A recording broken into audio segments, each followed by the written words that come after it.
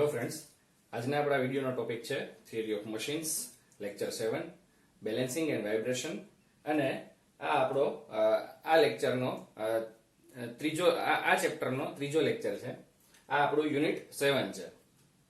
તો આગલા લેક્ચરની અંદર આપણે ટાઈપ્સ ઓફ બેલેન્સિંગ છે એ આપણે જોયું. બે પ્રકારના બેલેન્સિંગ છે એ આપણે કરવા પડે છે. પેલું છે સ્ટેટિક બેલેન્સિંગ અને બીજું છે ડાયનામિક બેલેન્સિંગ. સ્ટેટિક બેલેન્સિંગ ની અંદર સ્ટેટિક ફોર્સિસ છે એટલે કે સેન્ટ્રીફ્યુગલ ફોર્સ છે તેને આપણે તેનું રિઝલ્ટન્ટ ફોર્સ છે તે જનરેટ ના થાય અથવા તો સેન્ટ્રીફ્યુગલ ફોર્સનો સમેશન છે એ 0 થાય તો તે સિસ્ટમ છે એ સ્ટેટિક બેલેન્સિંગમાં છે તેમ આપણે કહી શકીએ. અને ડાયનામિક બેલેન્સિંગની અંદર આપણે શું જોયું હતું કે સેન્ટ્રીફ્યુગલ ફોર્સનો સમેશન છે એ 0 થવો જોઈએ એટલે કે સ્ટેટિક બેલેન્સ છે એ 0 થવું જોઈએ. પણ સાથે સાથે જે ડિસ્ટર્બિંગ કપલ છે તેને પણ આપણે નાબૂદ કરવી પડે અને તેને ડાયનામિક કપલને આપણે નાબૂદ કરી અને આપણે ડાયનામિક બેલેન્સિંગ પણ કરી શકીએ. તો સ્ટેટિક બેલેન્સિંગ અને ડાયનામિક બેલેન્સિંગનું આપણે અહીંયા એક્ઝામ્પલ આપણે એક એક લઈએ છીએ. જુઓ, પેલું આપણું એક્ઝામ્પલ છે કે balancing of single rotating mass with single mass rotating in the same plane. જુઓ, આ એક રોટેટિંગ માસ છે અને તે એક સિસ્ટમની અંદર ફરે છે. તે m1 માસ છે અને તે લાઇન ઓફ એક્શન અથવા તો શાફ્ટ થી r1 અંતરે તે છે અને તે ત્યાંથી ફરે છે. હવે તેના લીધે ઉત્પન્ન થતું જે સેન્ટ્રીફ્યુગલ ફોર્સ છે તેને આપણે બેલેન્સ કરવું પડે. તો સેન્ટ્રીફ્યુગલ ફોર્સ છે એ કેટલું હશે? આપણને ખબર છે કે centrifugal force F is equal to શું થાય? Force is equal to ma થાય, બરાબર. પણ અહીંયા સેન્ટ્રીફ્યુગલ ફોર્સ છે એટલે માસ ઇન્ટુ એની એંગ્યુલર વેલોસિટી એનો સ્ક્વેર ઇન્ટુ r. r એટલે કે જે ડિસ્ટન્સ પર તે ફરે છે. આ આપણા સેન્ટ્રીફ્યુગલ ફોર્સનું ઇક્વેશન છે. F is equal to m into omega square. Omega square છે તે એની એંગ્યુલર વેલોસિટી છે અને r છે એ જે એંગલ ઉપર તે જેટલા ડિસ્ટન્સ પર તે ફરે છે તે એનો રેડિયસ છે. તો અહીંયા સેન્ટ્રીફ્યુગલ ફોર્સ શું થશે? F is equal to m into omega square into r. હવે જે m1 માસ છે, આ m1 માસ છે તે સિસ્ટમની અંદર ડિસ્ટર્બન્સ ક્રિએટ કરે છે અને તેના લીધે ઉત્પન્ન થતો સેન્ટ્રીફ્યુગલ ફોર્સ છે તે રિઝલ્ટન્ટ ફોર્સિસ છે ક્રિએટ કરે છે. હવે આ રિઝલ્ટન્ટ ફોર્સિસને દૂર કરવા માટે તે જ પ્લેનમાં જુઓ, single rotating mass with single mass એટલે કે જે માસ ફરે છે તેની સામે તે જ પ્લેનની અંદર તેટલો જ માસ છે એ આપણે મૂકશું તો સિસ્ટમ છે એ સ્ટેટિક બેલેન્સની અંદર આવશે. તો અહીંયા આપણે સિસ્ટમની સામે જ તેટલા જ માસનો m2 માસ છે, r2 ડિસ્ટન્સ છે, r1 અને r2 છે એ સરખા અંતરે હશે. r1 અને r2 સરખા હશે અને એના લીધે જે સેન્ટ્રીફ્યુગલ ફોર્સ ક્રિએટ થયો છે, ડિસ્ટર્બિંગ સેન્ટ્રીફ્યુગલ ફોર્સ ક્રિએટ થયો છે તે અહીંયા નાબૂદ થશે. કઈ રીતના થશે? હવે જુઓ, F is equal to m omega square r છે તો શું થશે? F1 is equal to થશે m1 omega square r1 અને F2 થશે m2 omega 2 r2. હવે સિસ્ટમ છે એ બેલેન્સમાં છે ક્યારે કહી શકાશે? કે જ્યારે F1 is equal to F2 થશે તો. અને આ થશે m1 r is equal to m2 r1. એટલે ઓમેગા સ્ક્વેર છે એ સરખો હશે અને તેના લીધે તેને આપણે દૂર કરી નાખ્યો છે કારણ કે એ એક જ પ્લેનની અંદર છે અને એક જ શાફ્ટ ઉપર ફરે છે. તેથી તેની એંગ્યુલર વેલોસિટી છે એ એંગ્યુલર વેલોસિટી સરખી હશે એટલે ઓમેગા છે એ સરખો હોવાને લીધે આપણે અહીંયાથી દૂર કર્યો છે. તો આ ઇક્વેશન આપણે આ રીતના આપણે લખી શકીએ m1 r1 is equal to m2 r2 અથવા તો આપણે આને આમ પણ લખી શકીએ m1 r1 minus m2 r2 is equal to 0. જ્યારે તેનું સબટ્રેક્શન છે 0 થશે ત્યારે સિસ્ટમ સ્ટેટિક બેલેન્સમાં છે તેમ કહી શકાશે.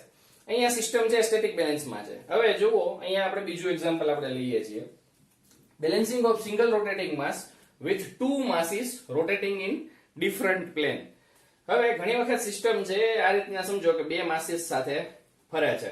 અહીંયા એક પેલો માસ છે m, બીજો માસ છે m, પણ બંને અલગ અલગ પ્લેનની અંદર છે, બરાબર. આનું પ્લેન છે એ અહીંયા છે અને આ માસનું પ્લેન છે અહીંયા છે, એટલે બે અલગ અલગ પ્લેનની અંદર તે ફરે છે, જેથી કરીને અહીંયા તેટલા જ મૂલ્યનો માસ છે અને વિરુદ્ધ દિશામાં રાખવાનું અહીંયા શક્ય નથી. તો શું કરશું? તો પહેલા આપણે એક માસનું આપણે બેલેન્સિંગ છે એ આપણે કરશું. એક માસનું બેલેન્સિંગ આપણે કઈ રીતના કરશું? આપણે બે અલગ અલગ માસથી આપણે તેને બેલેન્સિંગ કરશું. હવે જુઓ, આ જે સિસ્ટમ છે તેની અંદર કપલ પણ જનરેટ થશે. કપલ કઈ રીતના જનરેટ થશે? આ માસ અને આ માસ બે સરખા મૂલ્યના છે અને સરખા મૂલ્યના અને સામે સામેના દિશામાં અમુક અંતર પર જ્યારે કોઈ પણ ફોર્સિસ છે લાગતા હોય તો એ કપલ જનરેટ કરશે. તો અહીંયા આ સિસ્ટમમાં કપલ પણ જનરેટ થાય છે, એટલે અહીંયા ડાયનામિક બેલેન્સિંગ પણ કરવું જરૂરી છે. એટલે આ સિંગલ માસને આપણે બે અલગ અલગ માસથી છે એ આપણે અહીંયા બેલેન્સ કરશું. તો આ એક માસને આપણે કઈ રીતના બેલેન્સ કરશું તે અહીંયા આપણે નીચેની ફિગરમાં આપણે લીધેલું છે. જુઓ, આ સિંગલ માસ છે, એ સિંગલ માસને બેલેન્સ કરવા માટે આપણે તેની વિરુદ્ધ દિશામાં બે અલગ અલગ પ્લેન પર બે માસીસ છે M1 અને M2 લીધેલા છે. બ્લેક કલરથી જે દેખાય છે તે બેલેન્સિંગ માસ છે અને જે બ્લુ કલરથી તમને ઉપર M લખેલો માસ છે તે માસ છે એ ડિસ્ટર્બિંગ માસ છે.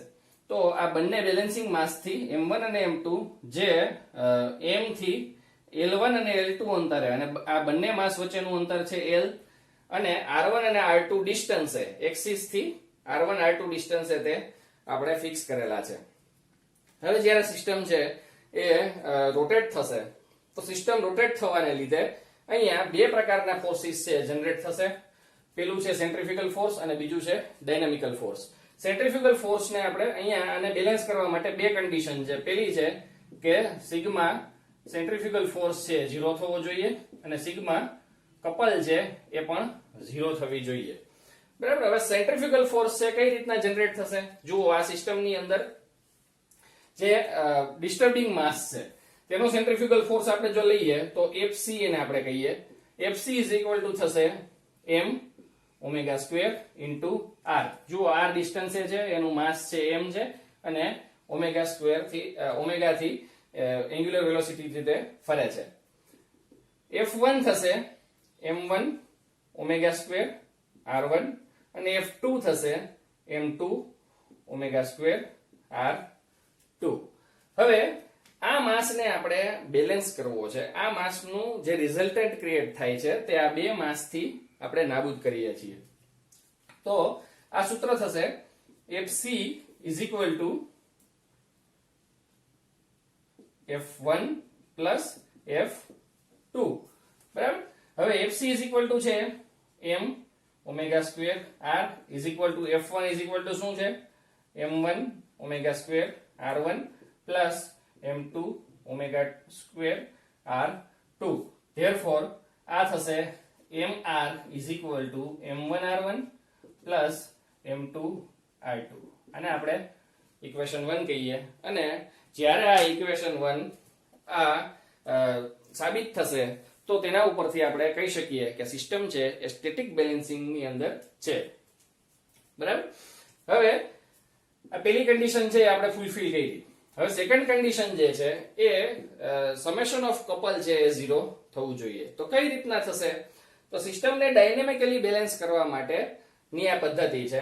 જુઓ, આપણે સિસ્ટમ માટે શું કરશું કે આ જે P પોઈન્ટ છે એ P પોઈન્ટ ઉપર આપણે મોમેન્ટ લઈએ. તો આપણું પેલું જે સ્ટેપ છે ટેકિંગ મોમેન્ટ એટ P. હવે P પોઈન્ટ ઉપર આપણે મોમેન્ટ લેશું તો M1 ને લીધે જે ફોર્સ લાગે છે એ કેટલો હશે? તો એ થશે m1 omega square r1 into l, કારણ કે આ l ડિસ્ટન્સ ઉપર છે, ઇઝ ઇક્વલ ટુ થશે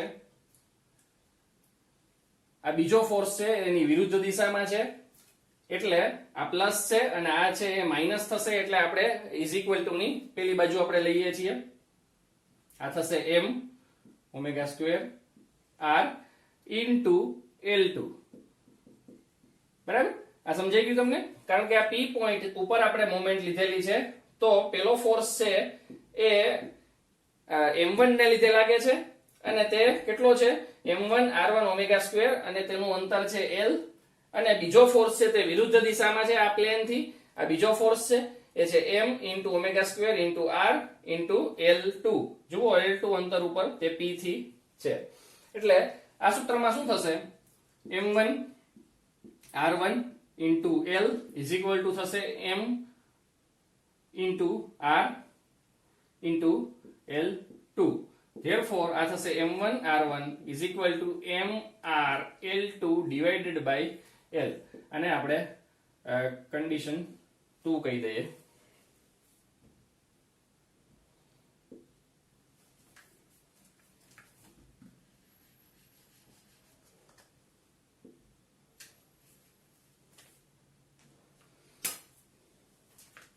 અને આપણે કન્ડિશન 2 કહીએ છીએ હવે જે રીતના આપણે p ઉપર આપણે મોમેન્ટ લીધી એ જ રીતના આપણે એક મોમેન્ટ લેશું ટેકિંગ મોમેન્ટ એટ અહીંયા q ઉપર આપણે લઈએ અહીંયા q પોઈન્ટ છે q પોઈન્ટ ઉપર આપણે મોમેન્ટ લેશું તો શું થશે q પોઈન્ટ ઉપર મોમેન્ટ લેતા આપણને પહેલો ફોર્સ છે એ છે m2 ને લીધે તો અહીંયા થશે m2 ઓમેગા સ્ક્વેર અને આ જે અંતર છે એ આ અંતર છે r2 અને into l is equal to થશે આ જે બીજો ફોર્સ છે એના લીધે ઉત્પન્ન થતું જે મોમેન્ટ છે એ છે m into omega square into r into આ જે l1 ડિસ્ટન્સ છે એ l1 તો આ થશે m2 r2 into l is equal to થશે m r into l1 therefore આ સૂત્ર થશે m2 r2